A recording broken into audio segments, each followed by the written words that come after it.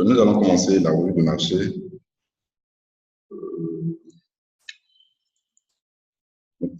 Nous allons commencer. Bon, bienvenue au nouveau, d'accord. Comme vous le savez, chaque matin ici, ce que nous faisons, ce sont des plans de trading. Ce ne sont pas des conseils en investissement, ce sont juste des plans de trading que nous établissons. Maintenant, si le plan se déclenche, libre à vous de prendre le trade ou pas.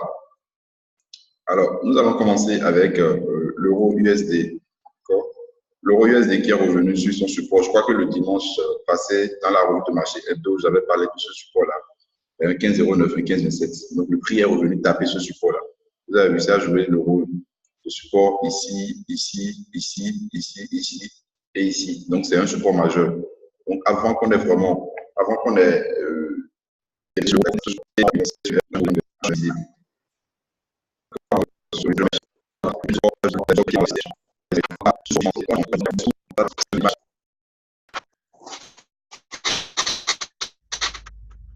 Veuillez couper votre micro, s'il vous plaît.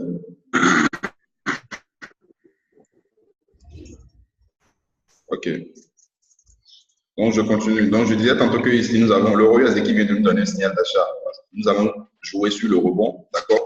Mettre le stop loss sous la zone ici. Maintenant, n'oubliez pas, le chiffre rond est un chiffre que le prix va souvent très chercher. Il va souvent chercher, quoi. D'accord? Donc, je parle de chiffre rond, je vais parler de 15,00, un 15,00. Donc, à vous de voir. Soit vous ne mettez pas de stop loss, vous prenez la position à l'achat, vous ne mettez pas de stop loss. De telle sorte que vous voulez éviter la chasse au stop parce que ça peut aller chercher les 1,1500 violemment pour partir à la hausse.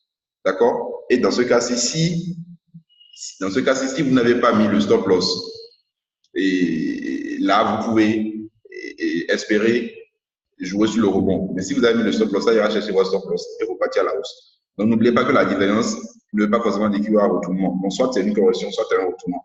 Et dans ce cas-ci, nous sommes toujours sur la ligne 50. Donc, on est toujours en phase de correction. D'accord? Donc, on peut jouer sur le rebond, on peut acheter, ne pas mettre de stop. Donc, je répète que ne pas mettre de stop, c'est juste pour ne pas comment appelle-t-on? Pour ne pas être sorti sur notre stop loss. Excusez-moi. Voilà. D'accord? Pour que nos stop loss ne soient pas touchés. Raison pour laquelle j'ai dit on peut ne pas mettre de stop loss. Mais si vous ne mettez pas de stop loss, donc vous devez rester devant votre écran. Et si ça clôture en dessous des 15,09, alors là, vous pouvez fermer la position avec la bête. D'accord? Mais si par exemple, vous achetez ici par exemple, et c'est déjà à 20 pips de gain, vous pouvez ramener le stop loss au point d'entrée, au point Kevin. Donc là, le premier TP sera à 1,1568, le deuxième TP à 1,1617, ainsi de suite, quoi. Mais comme je vous l'ai dit, les différences, soit c'est une correction, soit c'est un retournement. Et vous allez voir, si c'était éventuellement un retournement, donc on aura la cassure de cette résistance baissière-là. Et au même moment, on aura la cassure de la ligne 50 ici. D'accord? On aura la cassure de la ligne 50 sur le RSI. Soit vous achetez, et ce serait le meilleur point d'entrée parce que là, vous voulez jouer sur le rebond. Soit vous attendez que ça casse la résistance baissière ici pour entrer à l'achat par prudence. Donc, c'est à vous de voir. Donc, ça, c'est un plan que vous allez, si vous voulez, vous pouvez prendre. Bon, moi, je ne vais pas jouer sur ça parce que j'ai déjà pris USDCHF à la vente. Parce que USDCHF également a rebondi sur une résistance baissière ici. Vous voyez, ça rebondit ici, ici, ici. Et là également, c'est en train de rebondir à la baisse. D'accord, donc on a envoyé tout à l'heure le signal vendeur dans notre groupe de signaux VIP. On a vendu USDCHF.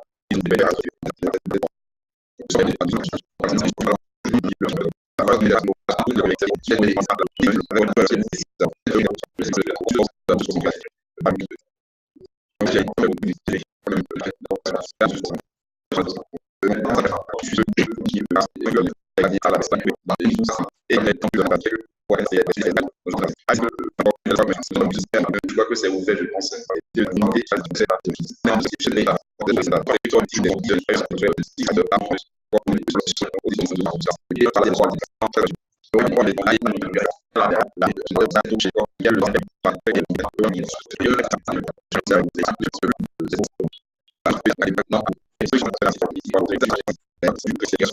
Là, c'est un point d'entrée à la vente. Pour un rebond,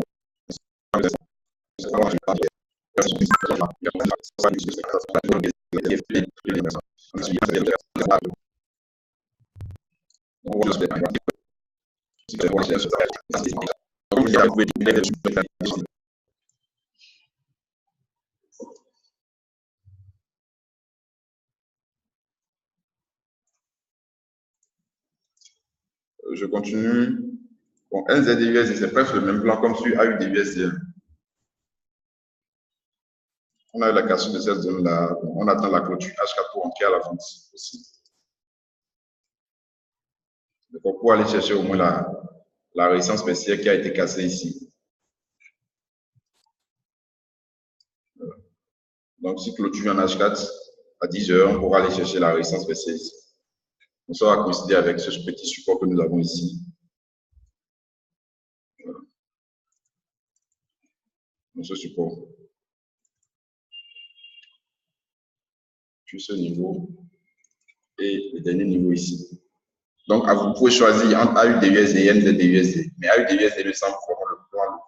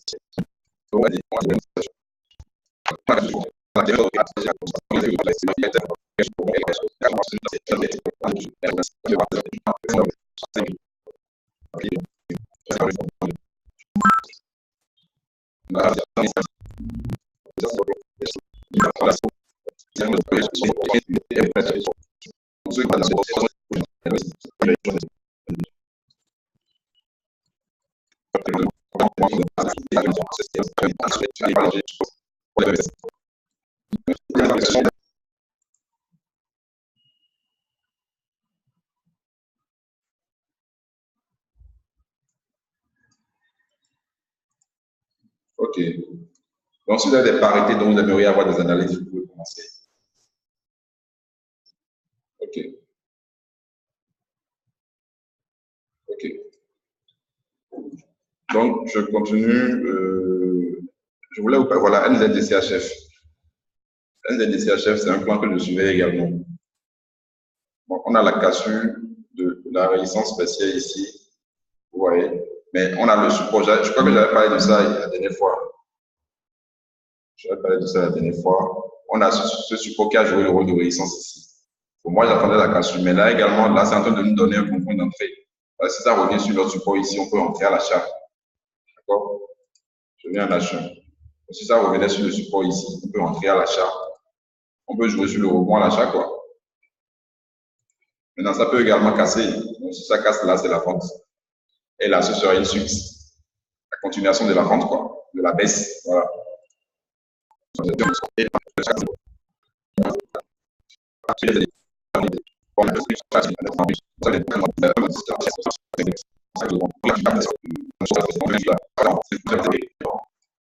C'est pourquoi il est important d'attendre la clôture avant d'entrer. Vous avez vu ici, par exemple, si quelqu'un était précipité, d'accord, à l'achat, là, il serait en train de perdre vraiment parce que vous avez vu, c'est une mèche. On attend que le code de la bourse se clôture dessus avant d'entrer. Donc, pour ceux qui n'ont pas encore suivi notre formation, pour ceux qui ne traitent pas avec les fiduciaristes, d'accord, je vous rappelle que nous avons notre prochaine rentrée le 10 décembre et le 10 octobre prochain. Le 10 octobre prochain, nous allons vous apprendre les différentes techniques d'entrée sur le marché avec les fiduciaristes. Je crois qu'on a une question. USDMICN. OK, Tanguy. Bon, avant d'aller sur USDMICN, je vais faire rapidement GEPCHF. Donc, je vous l'ai dit tout à l'heure, il y a une information sur GEP. GEPCHF, c'est presque comme NZDCHF. Le prix est en train de revenir sur la résistance baissière qui a été cassée. Mais moi, je ne vais pas rentrer parce qu'il y a une nouvelle à 9h30. Et vous savez vous-même ce que GEP ça fait.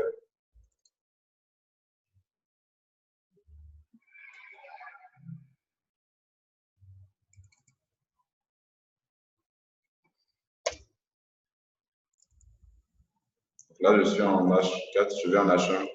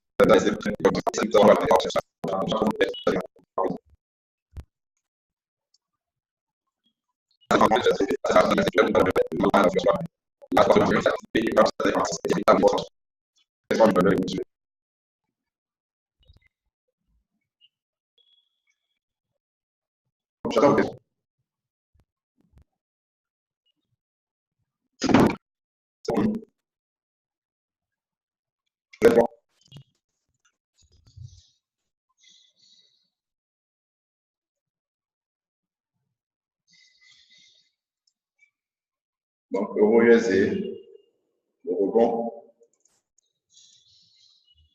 Voilà, pour ceux qui ne sont pas encore entrés, c'est même un bon ratio, ça. C'est un bon ratio. Mais moi, j'ai préféré USDCHF parce que l'euro est faible. D'accord, l'euro est faible. Maintenant, celui qui prend, comment on l'appelle? Celui qui prend euro USD et il prend USDCHF également, il fait la même chose. Quelqu'un qui achète euro USD et qui vend USDCHF, il fait la même chose. Mais j'ai préféré USDCHF parce que, comment appelle-t-on, l'euro est faible, donc je préfère vendre USDCHF. Donc, on a vendu sur le rebond ici. À part ça, AUDUSD également. Donc là, ça continue son accélération baissière.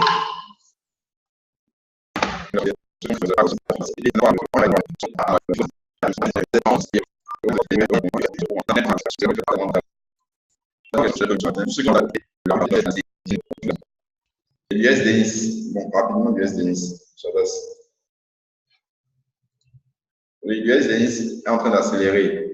Ça a cassé la résistance baissière de ce biseau descendant. Là, c'est en train de partir